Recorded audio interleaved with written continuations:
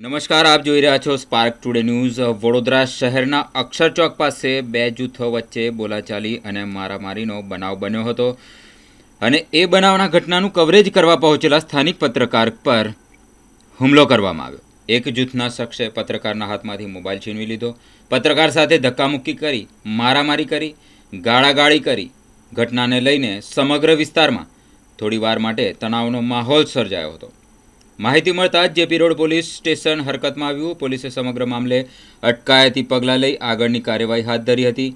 પત્રકાર સાથે મારામારી કરનાર વ્યક્તિએ બાદમાં માફી માંગી.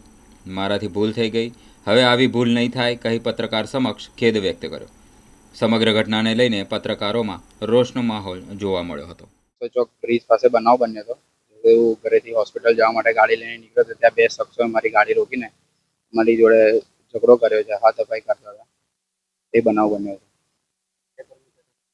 મીડિયા કર્મચારી ઝપાઝપી નથી થઈ. મીડિયા કર્મચારી પબ્લિક સાથે જે ઝપાઝપી થઈ એની માટે આપણે એમની જોડે માફી માંગી.